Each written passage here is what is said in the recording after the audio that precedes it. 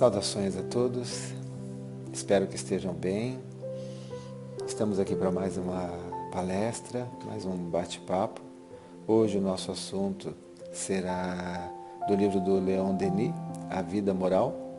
E vamos iniciar, como sempre, fazendo a nossa prece, elevando o nosso pensamento até Deus, nosso Pai, Jesus, nosso Mestre Maior, agradecendo pela oportunidade que temos de estar aqui, numa nova jornada, numa nova oportunidade de aprendizado e, acima de tudo, para aqueles que abraçaram o Espiritismo como doutrina, como filosofia, que tenham uma oportunidade maior de refletir, de poder se libertar de vícios, hábitos do passado e poder construir um futuro melhor.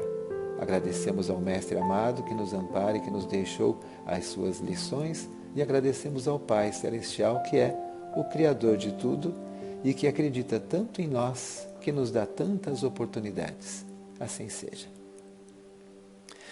Para iniciar a nossa conversa de hoje, eu vou fazer diferente. Eu estou assistindo uma série de palestras sobre filosofia da professora Lúcia Helena, de um projeto Acrópole. Vocês devem encontrar isso aí na internet e, estudando a filosofia, nós sabemos que o Espiritismo tem também o lado filosófico, nós vamos entender muitas coisas sobre o pensamento, a essência do pensamento humano, os grandes homens, os grandes missionários que já houveram no passado, que são aqueles espíritos que Deus dá a permissão que venham para que nós possamos ter novas ideias, novos valores, da mesma forma que os cientistas nos trazem remédios, novas formas de cuidar da economia, da política, novas formas de nós termos qualidade de vida através do urbanismo, através das coisas que nós temos na nossa casa. Tudo isso com certeza é a oportunidade que Deus dá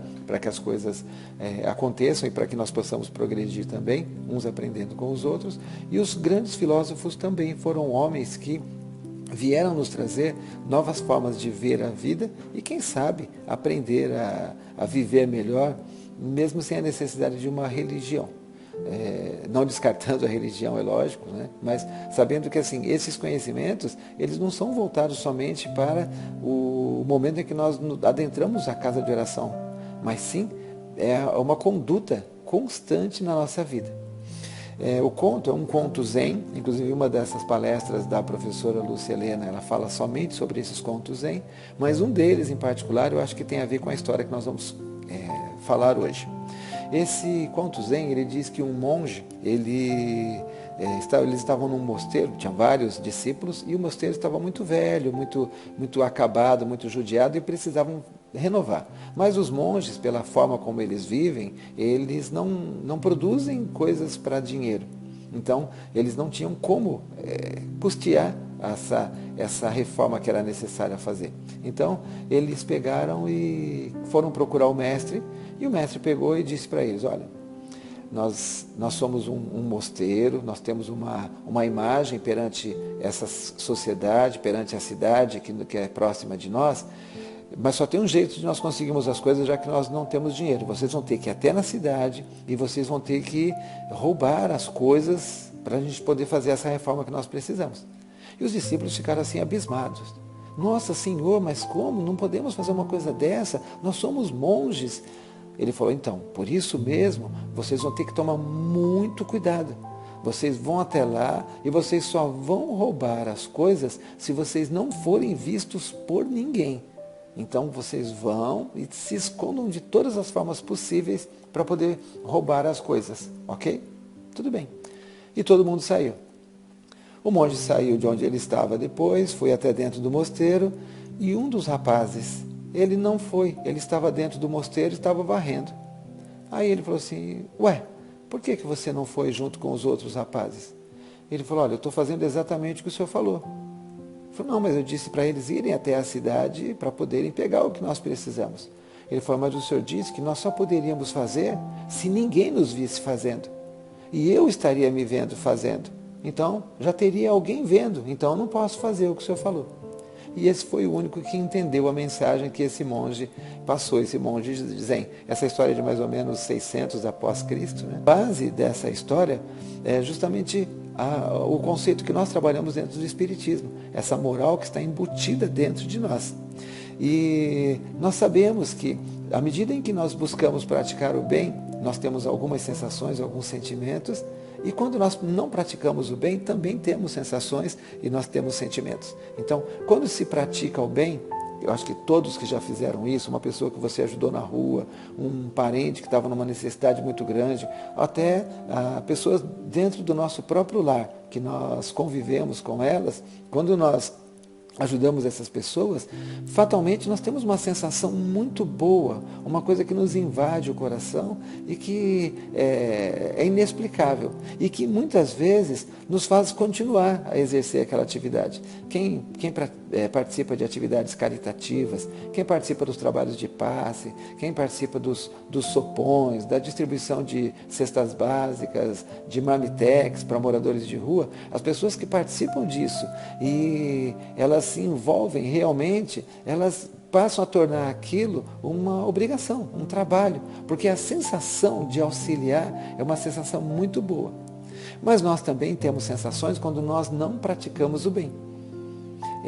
Todas as vezes que nós paramos para refletir sobre aquilo que nós fizemos e percebemos que nós fizemos algo de errado, nós tendemos a refletir e com o passar do tempo, à medida em que você também começa a refletir um pouco mais sobre o assunto, alguns dias depois, algum tempo depois, começam a vir alguns sentimentos que nós conhecemos bem, que se chama arrependimento, remorso, sentimentos que nos fazem refletir que se pudéssemos voltar, se pudéssemos refazer aquela situação, faríamos de um jeito diferente.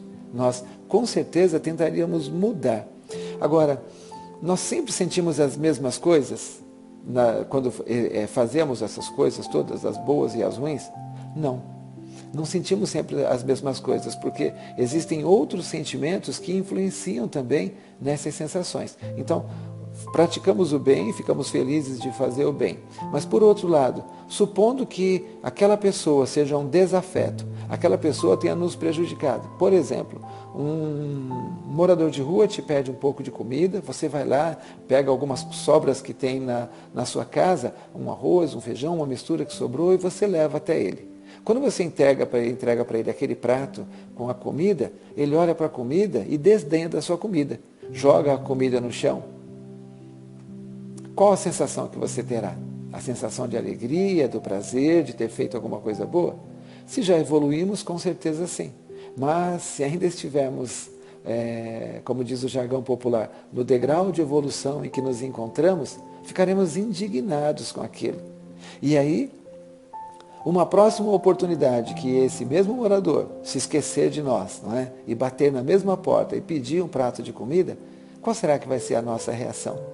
Será que vai ser aquela da pessoa caritativa que pensa, vou ajudar um irmão?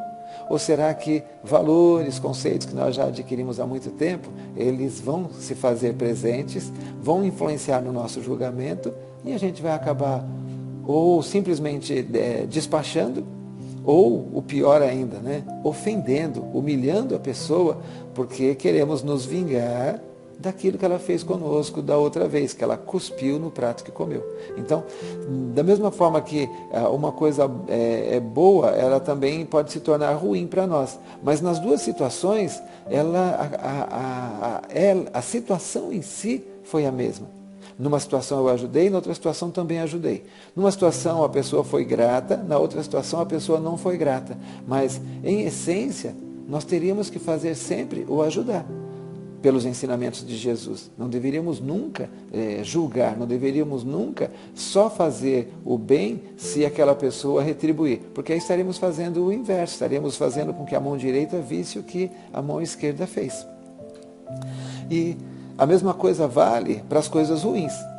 Muitas vezes nós fazemos uma coisa ruim da qual nós nos arrependemos, mas nesta mesma situação, todas as vezes que você se lembrar desse morador de rua, dessa pessoa que você não deu o prato de comida na segunda vez, ou que você usou palavras ríspidas com ele, sempre você vai justificar as suas atitudes por causa da atitude dele. Então, mesmo cometendo uma coisa errada, você vai justificar o seu erro com o erro do seu semelhante. É a lei de Talião que ainda está gravada dentro de nós. Para poder fazer as pessoas evoluírem, para fazer com que nós atingíssemos o grau de evolução que era necessário, foram necessárias as religiões. Religião significa religar. Religar a nós, seres humanos, com o nosso Criador, com Deus. E as religiões, elas tentaram resolver essa situação de diversas formas diferentes. Uma das formas que as religiões tentaram foi através do sistema de penas e premiações. Como não temos certeza do para onde vamos, não tínhamos, né? Hoje temos. Como não tínhamos certeza do para onde vamos após a morte física, então as religiões criaram a imagem de um Deus punitivo, um Deus passional. À medida em que você comete os erros, ele te pune. E à medida em que você faz as coisas boas, ele te premia.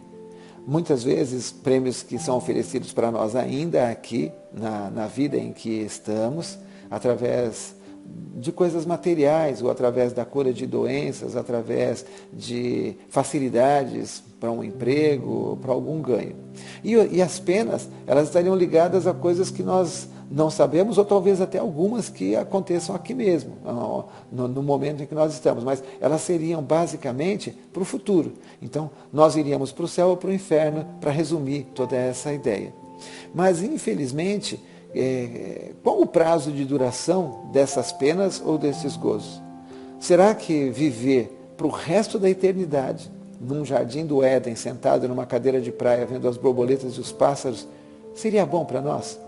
E a mesma coisa, será que também, por um erro que foi cometido, sendo que mesmo os erros, eles não são todos iguais? O exemplo do erro de você humilhar o morador de rua porque ele desmereceu a comida que você ofereceu da primeira vez. E o erro da pessoa que mata, da pessoa que trafica, da pessoa que comete erros muito maiores. Então, todos nós iremos para o mesmo balaio, para o mesmo lugar, e lá nós seremos condenados e ficaremos para o resto da eternidade. Em algum momento do passado, a população simplesmente questionou: poxa, mas será que isso é verdade? Nunca ouvimos falar de nada de ninguém que passou por isso, nem que recebeu o bem e nem daquele que recebeu o mal também. Então, à medida que a população ela vai evoluindo intelectualmente, ela começa a questionar. Da mesma forma que a criança, no começo você fala para ela: não vai naquele lugar escuro porque tem um bicho ali que pode te pegar. E com o passar do tempo, a criança começa a olhar, a pensar, observar e ver que não tem bicho, porque ela vai crescendo intelectualmente, até o ponto que ela começa a ir sozinha realmente para aquele local. Então, nós também, como civilização, começamos a evoluir e começamos a questionar. Será que realmente existe essa pena eterna? Será que existe também esse prêmio pela eternidade? Será que isso é bom? E outro ponto, será que realmente a única forma que nós temos de atingir a Deus é através de uma religião? Esse é o passaporte, é a porteira, é a roleta de entrada que nós temos para poder ir para o céu? Tem que ser através de uma religião ou há outras formas também? E estes questionamentos com certeza não surgiram ao acaso. Deus permitiu que viessem espíritos esclarecidos, novos missionários, que com certeza trouxeram essas reflexões e nos fizeram seguir caminhos diferentes, e também começaram a surgir as milhares de religiões que nós temos hoje em dia aqui na Terra. E aí o maior de todos os missionários, né, que foi Jesus, mesmo os seus ensinamentos, será que esses ensinamentos eles permaneceram conosco na essência, na forma, do jeitinho que Jesus criou, do jeitinho que ele nos passou? Aliás, que pena que ele não escreveu, né? Mas em essência, se nós buscarmos a essência daquilo que Jesus disse, nós vamos ver que a mensagem dele dentro da Bíblia, ela continua sendo uma mensagem de amor, de caridade, de perdão, de transformação moral, que é aquilo que os homens necessitam. Mas elas foram se perdendo, e mesmo Jesus, ele disse que, com o passar do tempo, nós teríamos novos conhecimentos e que teríamos que estar preparados para poder receber esses conhecimentos, porque naquela época não teríamos condições. E ele nos prometeu o Espírito da verdade. Esse Espírito ele viria, ele seria o Consolador e ficaria entre nós. Nós acreditamos que o Espírito da verdade e o Consolador que fica entre nós é o Espiritismo, e realmente as mensagens, a filosofia espírita vem nos mostrar e vem trazer para dentro de nós esses conhecimentos que Jesus passou na época, mas nos mostrando que é possível e que nós podemos vagarosamente ou rapidamente, dependendo da nossa escolha, atingir a evolução moral que é necessária. Existe um livro chamado A Revolução Espírita, é do Paulo Henrique de Figueiredo, e, em essência, o livro ele diz o seguinte: nós, enquanto estávamos sob o domínio, sobre o credo das outras religiões, nós acreditávamos que fomos criados puros, perfeitos, e aí, por um engano, por uma falha de uma única pessoa, nós nos degradamos. Nós caímos no pecado e fomos condenados pelo pecado, o pecado original. Paulo Henrique de Figueiredo ele vem nos trazer uma ideia de uma mudança de conceito que o Espiritismo nos traz. Através de uma reflexão, se nós pensarmos qual é a ideia que o Espiritismo nos dá. Nós fomos criados simples e ignorantes, não ignorantes no sentido de não ter capacidade de aprender, mas ignorantes no sentido de não termos conhecimento, mas de podermos, através do nosso próprio esforço, adquirir todo o conhecimento que é necessário. E adquirir conhecimento significa evoluir. Então é um conceito diferente. Nós não fomos criados perfeitos e nos degradamos e somos agora coisas degradadas. Nós somos criados simples e ignorantes para que tivéssemos, através do nosso próprio mérito, a oportunidade de crescer, de aprender, de evoluir, tanto intelectualmente quanto moralmente. A base da nossa evolução, ela é uma passagem pelos diversos campos que existem na natureza. O campo vegetal, o campo animal, o campo hominal. Nessas passagens que nós tivemos pelos outros campos, nós aprendemos as coisas que estão relacionadas à vida. Nós aprendemos as coisas que estão relacionadas à utilização das energias vitais num ser orgânico, e até que nós chegamos na época da razão, através da utilização do corpo de um homem. Então, estamos sempre evoluindo, estamos sempre crescendo. A nossa vida de hoje, com certeza, é muito melhor do que era há 500 anos atrás, que por sua vez também foi melhor do que há de 1000 anos atrás, e assim por diante. Então, estamos sempre crescendo, estamos sempre evoluindo, e isso torna Deus um ser maior ainda, grandioso, porque nos mostra a benevolência, nos mostra a bondade, a misericórdia, o conhecimento que Ele tem de nós. E mostra também tudo aquilo que Jesus diz que é verdade, que Deus colocou tudo à nossa disposição, que a cada um é dado de acordo com as suas obras. Então, se nós buscarmos, se nós lutarmos para desenvolver esses conhecimentos morais e se observarmos esse processo evolutivo que está acontecendo dentro de nós, com certeza seremos melhores a cada dia. Mas aí fica uma pergunta. Muitos dos sentimentos que nós temos hoje, eles são oriundos da época em que nós vivíamos por instinto. Então, o mais forte de todos, que é o nosso instinto de preservação, que na época em que éramos animais talvez nos fizesse até nos alimentar da nossa própria espécie, né, para poder sobreviver, esse instinto de preservação, hoje, ele extrapolou para o nosso egoísmo, para o nosso orgulho. Então, nós não preservamos somente a vida, mas nós queremos preservar também a opinião das pessoas em relação a nós, nós queremos preservar a nossa aparência, nós queremos preservar o nosso status. E na luta para poder preservar essas coisas que nós damos valores, muitas vezes nós não agimos mais a ponto de matar e alimentar do outro ser, mas humilhamos, nós chegamos a matar o outro ser, sim, não para se alimentar, né? Mas quantas tramas não são feitas por causa de dinheiro, por causa de poder. Então, será que hoje nós somos assim tão diferentes dos animais? A nível de consciência nós somos, mas à medida em que nós somos contrariados, nós conseguimos demonstrar exatamente quanto de transformação moral que nós já fizemos. Voltando ao exemplo do morador de rua, bastou que ele desdenhasse da comida que foi oferecida para que nós já mudássemos a nossa forma de agir com ele com relação às outras oportunidades em que ele viesse buscar novamente o alimento conosco. Então, em momento algum, Jesus disse que nós deveríamos revidar o mal com o mal. Ele disse o inverso, não é? Quantas vezes devo perdoar ao meu semelhante, não é? Perguntou o discípulo. E 7 vezes? Ele falou, não apenas 7 vezes, mas 70 vezes 7 vezes. Então, sempre, sempre, sempre nós temos que perdoar. Uma parte do texto aqui que Leon Denis diz o seguinte: o Espiritismo dá-nos a chave do Evangelho e explica seu sentido obscuro ou oculto. Mais ainda, traz-nos a moral superior, a moral definitiva, cuja grandeza e beleza revelam sua origem sobre-humana. Através do Evangelho, nós já aprendemos que a verdadeira justiça, ela não vai ser praticada por um ser em particular. Embora nós tenhamos sempre essa alegoria, não é? Estarás diante de Deus e terás que confessar as coisas que fizestes. Então, isso é uma alegoria. Com certeza, quando nós desencarnarmos, nós não estaremos diante de Deus ali, sentados numa cadeira ou na frente de um júri para ser julgados. O nosso julgamento, ele será feito pela nossa própria consciência. Porque nós podemos enganar todas as pessoas, mas não conseguimos enganar a nossa consciência. Somente nós sabemos o porquê de nós estarmos fazendo alguma coisa.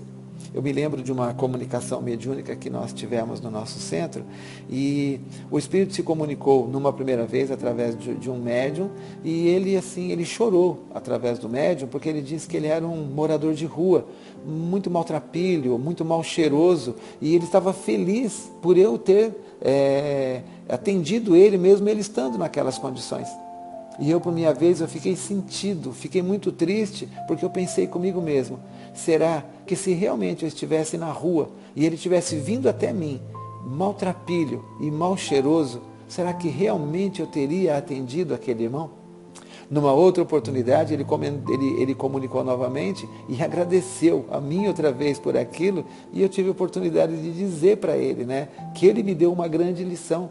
Porque assim, embora ele tivesse me elogiado a atitude, eu falei para ele, mas eu não sei se eu mereço o seu elogio, porque eu não te vi, eu não sou capaz de dizer em que situação que você estava no momento em que você se comunicou comigo, e os meus sentidos físicos não conseguiam perceber nem o cheiro, nem nada mais. Então eu falei para ele, olha, você me perdoa, mas eu não me acho merecedor desse elogio, porque eu não sei se eu teria agido dessa forma. Mas por outro lado também, a partir daquele momento, todas as vezes que eu encontrava, e que eu encontro até hoje um morador de rua, o meu olhar para ele é diferente também.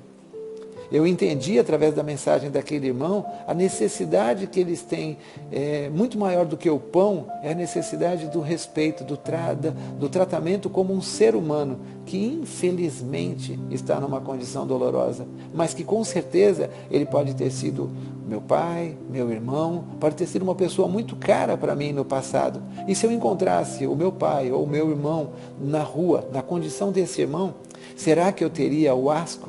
Será que eu não abraçaria? Será que eu não me esforçaria para ajudar de alguma forma?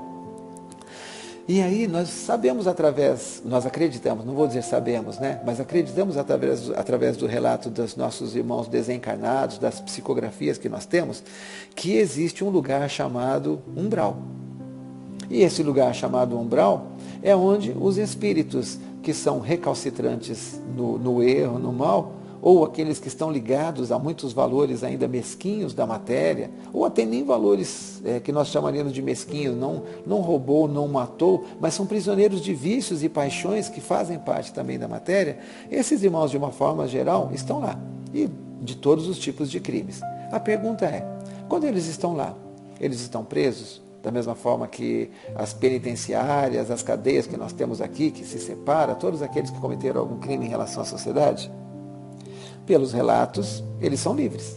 eles circulam para lá e para cá, e quando são convidados a vir até uma casa de oração, recebem uma orientação, um auxílio, e eles não querem ficar naquela casa de oração, se eles não querem permanecer naquele local, eles têm a liberdade, as portas ficam abertas, se ele gostar de ficar, de aprender coisas novas, ele fica, senão ele volta para onde ele estava. Mas não é a polícia que vai levá-los dentro de um camburão e vai colocá-los dentro de uma cela fechada. Existe uma prisão, mas essa prisão é uma escolha dele próprio. Por quem, não é? Ele é preso? Pelas suas próprias paixões, pelos valores dos quais ele não quis se libertar. Quando Jesus nos disse, né, para que nós buscássemos os tesouros dos céus, que nem a ferrugem, nem as traças, nem os ladrões poderiam nos tomar, e nós não seguimos esse caminho, desencarnando, continuaremos prisioneiros das mesmas sensações, dos mesmos vícios, mas não teremos mais a possibilidade de fazer as mesmas coisas, porque não temos mais acesso à matéria. Então, ficaremos ao redor das pessoas que ainda têm os mesmos valores, os mesmos hábitos, ficaremos como parasitas grudados a elas, ou sugando energias através dos vícios, ou transmitindo pensamentos através dos valores morais que nós não adquirimos ainda, e aquelas pessoas se afinizam com os mesmos valores que nós temos, ou então, quando nos julgamos vítimas de alguém, tentaremos pressionar para estragar, para destruir a vida de uma pessoa, porque achamos que nós somos vítimas e ela é a causadora do nosso mal. Então, continuaremos nós mesmos numa prisão. Não teremos paz nem um dia, mas não por culpa de ninguém, simplesmente pelas nossas próprias culpas, pelas nossas próprias escolhas. E aí, por outro lado, será que um dia um juiz pode simplesmente chegar para nós e dizer assim, ó, opa, acabou a sua pena hoje, é o último dia que você vai ficar aqui, você vai embora? Não. Somente nós mesmos poderemos sair daquela situação e poderemos voltar também se não tivermos forças para fazer aquilo que é necessário. Então, nós só iremos sair de lá o dia que o nosso próprio julgamento, voltando no início da nossa fala, o dia que o arrependimento, o dia que os nossos valores começarem a avaliar, os nossos novos valores começarem a avaliar as nossas atitudes e começarem a questionar se realmente aquilo ali é certo ou errado, é bom ou ruim. E a partir do momento que nós tivermos a intenção de mudar e de melhorar, nós conseguiremos então nos libertar daquele local e partiremos com certeza para um lugar melhor. Por outro lado, como Jesus disse, né, que todas as faltas, todos os erros teriam que ser pagos até o último ceitil. Então, todos os males que nós já fizemos, de alguma forma, haverá uma pena. Haverá sim uma punição. Mas que tipo de pena ou que tipo de punição que é essa? Essas penas e essas punições, elas têm que estar vinculadas a aprendizados. Sempre. De alguma forma ela tem que estar vinculada a aprendizado. Muitas delas são dolorosas, mas elas sempre têm o objetivo de nos ensinar. Nós encaramos como punição porque essas situações são dolorosas, mas elas são simplesmente coisas que nós precisamos aprender. Então, conviver com uma doença grave, conviver com um câncer, conviver com uma doença menos grave, mas que exige cuidado, diabetes, hipertensão. Então, conviver com essas doenças nos fazem nos privar de muitas coisas que nós gostamos. Nos fazem nos privar tanto de coisas materiais, como às vezes de coisas sociais, vamos dizer assim. Então, uma doença como o câncer, que exige determinado tratamento, faz você se isolar das pessoas, mudar seus hábitos alimentares. A mesma coisa com o diabetes, a mesma coisa com a hipertensão. Então, todos os prazeres que você sempre teve vão fazer você reavaliar. Porque do que é que nós precisamos realmente? Qual é a verdadeira necessidade do corpo? E nós não paramos nisso.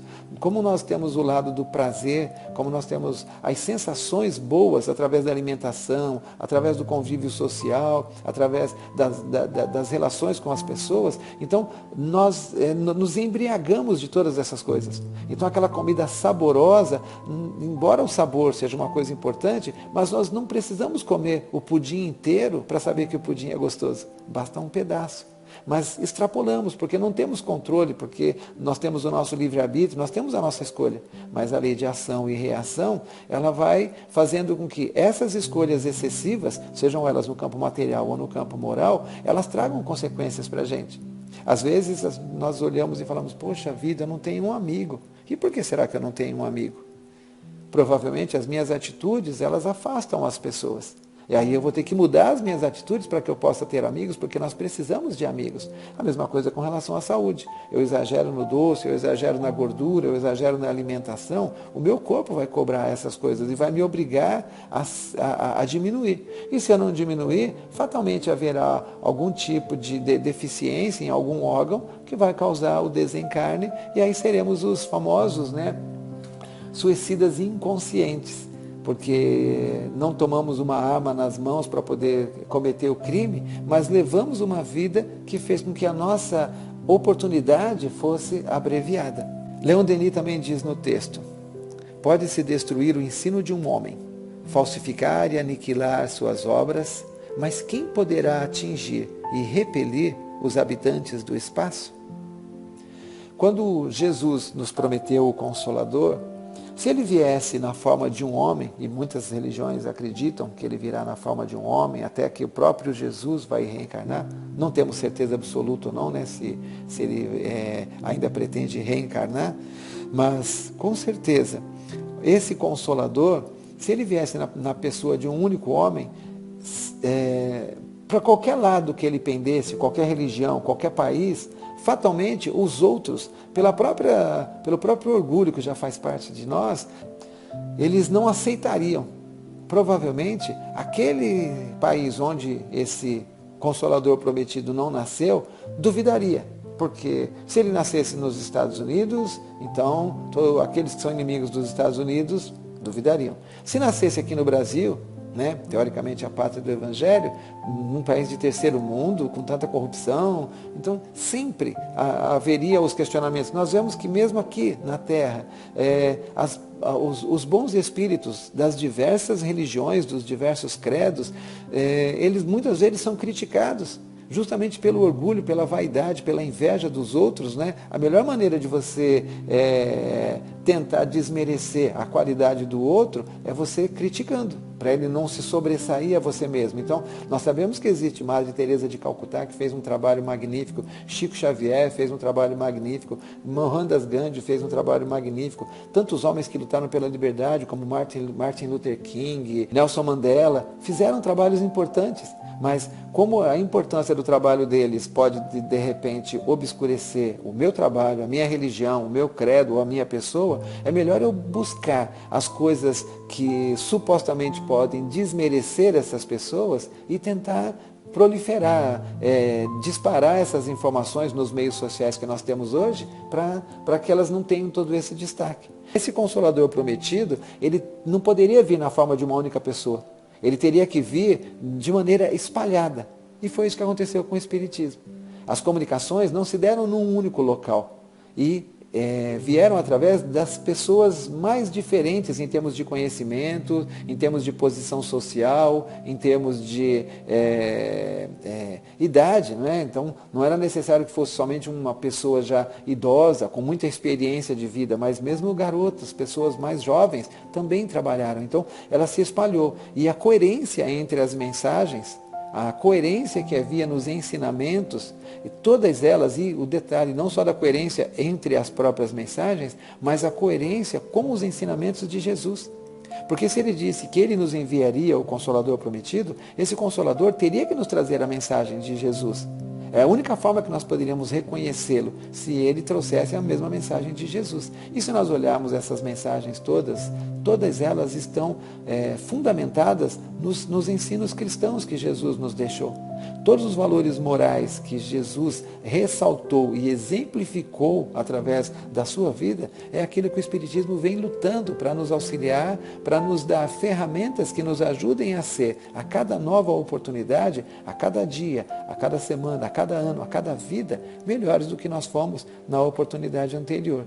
E como ele se proliferou pelo mundo inteiro, não há oportunidade mais de você conseguir reprimir, como tentaram fazer com os cristãos. A perseguição que foi feita contra os cristãos tinha tudo para fazer com que essa nova ideia ela desaparecesse. Mas a força dela era tão grande que não foi possível, e hoje mais da metade do mundo é cristão. Agora, mesmo tendo todos esses conhecimentos, mesmo o Espiritismo sendo uma doutrina tão aberta quanto ela aberta no sentido assim da intelectualidade, das reflexões, do não julgamento de determinadas coisas, os supostos espíritas, e eu também me enquadro nesse suposto espírita, né, que eu ainda não posso me considerar, eu gosto, estudo e leio muito sobre o Espiritismo, as palestras são formas de aprender mais ainda sobre o Espiritismo, mas não posso me dizer ainda realmente um espírita cristão. Então, eu estou lendo o manual, mas ainda não sei montar o espírita completo. Então, assim, os espíritas, de uma forma geral, pelo fato de nós sermos espíritos que já reencarnaram milhares de vezes, nós trazemos ainda na nossa essência todo o ranço desses passados que nós tivemos. Então, nós também já fomos os soldados que jogavam os cristãos na arena e já fomos talvez um cristão que morreu na arena. Talvez nós já fomos um padre ou um bispo que condenou uma pessoa, um herege, a queimar na fogueira, a ser apedrejado, como também nós já fomos apedrejados, já fomos queimados na fogueira. Nós também já participamos da Inquisição, sendo perseguidos, como nós também já devemos ter pegado alguma pessoa que era o nosso desafeto e nós fizemos com que ela fosse perseguida. Então nós observamos entre os supostos espíritas de hoje muitas atitudes e características oriundas dessas outras encarnações que nós tivemos. Então sempre existe um espírita que quer se tornar o defensor do espiritismo. E sendo defensor do espiritismo, ele critica colegas por causa de uma letra, de uma palavra que não é de acordo com o que ele acha, ou então as outras religiões, porque são inferiores à sua própria religião. E se tornam defensores do espiritismo, criando padrões diferenciados. E se nós formos analisar friamente, é exatamente a mesma coisa que nós já fizemos na época da Inquisição. A obra, Paulo de Tarso, ele percebeu que à medida em que Jesus se afastou, os discípulos, eles começaram a trazer todo o judaísmo para dentro do cristianismo e deturpando a mensagem cristã. Então, através das suas cartas, Paulo começou a criar alguns modelos escritos, que é a maneira mais fácil de poder se gravar e se deixar para o futuro, para que sempre houvesse, vamos dizer assim, um manual, porque as pessoas precisam disso, como nós, não é? Quantas vezes nós já lemos o livro dos Espíritos? Quantas vezes foi dito ao Divaldo para ler o livro dos Espíritos? Porque a cada vez que você lê, você aprende uma coisa nova, você reflete em alguma coisa. Então, assim, nós temos que tomar muito cuidado para que nós não nos tornemos isso, não voltemos a ser inquisitores. Nós temos que refletir, cada obra que é publicada, alguma mensagem ela nos traz. Ela pode ser aparentemente fantasiosa, pode, mas quem nos garante que do outro lado é diferente daquilo que se publicou, né? As obras de André Luiz, elas também foram criticadas quando Chico psicografou e elas foram publicadas. Foi uma revolução. E hoje nós utilizamos muitas obras de André Luiz no nosso dia a dia. Nós utilizamos elas nos nossos ensinamentos, nós utilizamos elas como referência para a nossa própria transformação. E ela, se nós analisarmos friamente, cada uma das narrativas, das situações em que ele passa, você vê os ensinamentos de Jesus presentes, só que agora de uma maneira muito mais ampla. Não que André Luiz já esteja no mesmo patamar que Jesus, mas você percebe no caminhar, nas diversas situações que ele passou, essa busca da transformação moral. Tanto que em nenhuma das obras você vê a utilização da força, como eu disse antes. As penas, as punições, as dificuldades, elas são as escolhas que cada um daqueles irmãos fazem, não é? E aí, então assim, como que nós poderemos, né, nos dizer que nós estamos trabalhando a favor, vamos dizer assim, né? Como nós poderemos ter a consciência tranquila de que realmente estamos seguindo, estamos fazendo aquilo que é necessário, tanto para a propagação do Espiritismo, que é muito importante, né? O Espiritismo vai fazer com que haja a transformação moral das pessoas, porque a partir do momento em que você sabe que não existe somente esta vida, e que mesmo que você hoje, os atos escusos que você está fazendo, a justiça dos homens, a polícia não pegou, fatalmente quando você estiver do outro lado, todos esses erros estarão dentro da sua consciência. E você mesmo vai buscar alguma coisa, alguma forma de resgatar. Então, Leon Denis, ele coloca uma última frase que diz o seguinte: daí a necessidade de uma higiene da alma que se aplique a todos os nossos atos e conserve nossas forças espirituais em estado de equilíbrio e harmonia. Isso é o que nós necessitamos.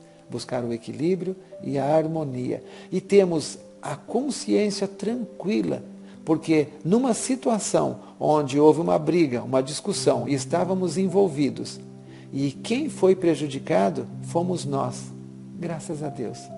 Numa contenda, por causa de uma herança, quem perdeu tudo fomos nós. Numa oportunidade de promoção, e a pessoa que foi promovida ao cargo mais alto dentro da empresa, não fomos nós. Então, essa é a harmonia verdadeira, quando nós estamos em paz conosco. Mas se por outro lado também tivermos a oportunidade inversa, nós é que fomos promovidos, nós é que temos a herança, nós utilizaremos aquilo que Deus nos deu a oportunidade de tomar conta durante um período da melhor maneira possível, porque dai de graça o que de graça recebestes. Que Jesus esteja presente na vida de todos nós, que possamos lutar, trabalhar, para que nós possamos ser espíritas verdadeiros, lembrando que o nosso exemplo, ele é muito mais forte do que a nossa palavra. Mas enquanto nós ainda não conseguimos dar o exemplo, que usemos a palavra sem ofender, sem ser uma referência como crítica ao que os outros fizeram. Eu convido a todos para elevar o pensamento novamente até o Pai Celestial e até o Mestre Jesus, agradecer por mais essa gotinha de Evangelho que nós recebemos. Espero que essas palavras possam servir, tanto quanto servem para mim, possam servir de reflexão para muitos desses irmãos que estão me ouvindo nesse instante, e que a paz do Mestre Jesus se faça presente onde houver uma dor, onde houver uma angústia, uma tristeza, e que nós possamos estar sempre de olhos abertos, de ouvidos atentos para ver o sofrimento e ouvir o grito daqueles que têm necessidade próximos de nós. E que o perdão esteja sempre presente nos nossos corações. Graças te damos, Senhor. Fiquem todos em paz.